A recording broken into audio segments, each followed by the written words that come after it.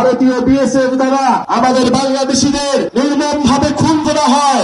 আমরা স্পষ্ট ভাবে বলতে চাই, এটা হাসিনার বাংলাদেশ নয়, এটা ছাত্র জনতার বাংলাদেশ। আমরা আগামী সংসদ নির্বাচনের আগেই আমরা বলেছি একটি নতুন সংবিধান এবং এই জুলাই গণঅভ্যুত্থানের বিচার এবং রাষ্ট্রের মৌলিক সংস্কারের মধ্য দিয়ে আমরা বাংলাদেশের গণতন্ত্র নিশ্চিত করব।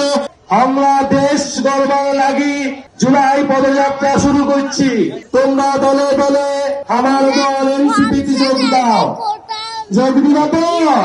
পদযাত্রায় যোগ দিবেন আপনারা?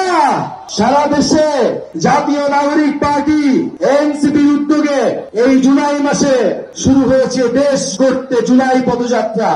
প্রিয় পঞ্চগড়বাসী, 2024-এর জুলাই গণঅভ্যুত্থানে আমরা একটি স্বৈরাচার ফ্যাসিস্ট সরকারের পতন ঘটিয়েছিলাম। আজকে প্রিয় বন্ধুগণ, আমরা খুব অল্পেই শেষ করে দিব। আপনাদের পঞ্চগড়ের নেতা সার্জিস আলম এই পঞ্চগড়ের সমস্যাগুলি আপনাদের সামনে তুলে ধরেছেন।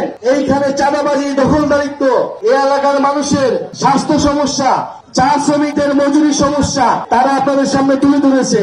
ইনশাআল্লাহ আমরা একটা নতুন রাজনীতির উদ্দেশ্যে সংগঠিত হয়েছি। আমরা আপনাদের কাছে এসেছি যে আমরা গণ অভ্যুত্থানের পরে রাজপথ থেকে সরে যাইনি, আমরা রাজপথে আছি, আপনাদের অধিকারের জন্য লড়াই করছি। এই পঞ্চগড় বাংলার এই বদ্বীপের উত্তরের দরজা, উত্তরের অবন্ধ পাহারাদার। কিন্তু আমরা দেখি এই সীমান্তে ভারতীয় বিএসএফ দ্বারা আমাদের বাংলাদেশিদের নির্মমভাবে খুন করা হয়। এই সীমান্তে হত্যাকাণ্ড এই 50 বছরেও কোন সরকার বন্ধ করতে পারে নাই। প্রিয় বন্ধুগণ, এখন আমরা দেখছি যে এই বর্ডার থেকে ভারত থেকে অবৈধ অভিবাসীদের পুশিং করা হচ্ছে। আমরা স্পষ্ট ভাবে বলতে চাই, এটা হাসিনার বাংলাদেশ নয়, এটা ছাত্র জনতার বাংলাদেশ। যদি পাঠাতে হয় সেই শেখ হাসিনা এবং আওয়ামী ফ্যাসিস্টদের বাংলাদেশে পাঠান, আমরা এই জুলাই গণঅভ্যুত্থানের বিচারের আওতায় নিয়ে আসবো। কিন্তু বন্ধুগণ, আমরা কোনোভাবে এই পুশিং যদি চলতে থাকে আমরা মেনে নেব না। আমরা বাংলাদেশিরা ধর্মবর্ণ নির্বিশেষে এই ভারতের এই আগ্রাসনের বিরুদ্ধে ঐক্যবদ্ধ আছি।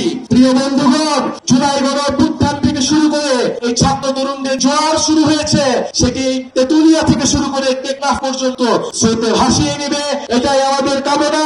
ইনশাআল্লাহ আমরা আগামী সংসদ নির্বাচনের আগেই আমরা বলেছি একটি নতুন সংবিধান এবং এই জুলাই গণঅভ্যুত্থানের বিচার এবং রাষ্ট্রের মৌলিক সংস্কারের মধ্য দিয়ে আমরা বাংলাদেশের গণতন্ত্র নিশ্চিত করব। ততক্ষণ পর্যন্ত আমাদের সাথে থাকুন, আমাদেরকে সমর্থন দিন। ইনশাআল্লাহ আপনারা আমরা একসাথে আমরা যে স্বাধীনতা এনেছি, যে মুক্তি এনেছি, সেই স্বাধীনতা এবং এই মুক্তি আমরা রক্ষা করব।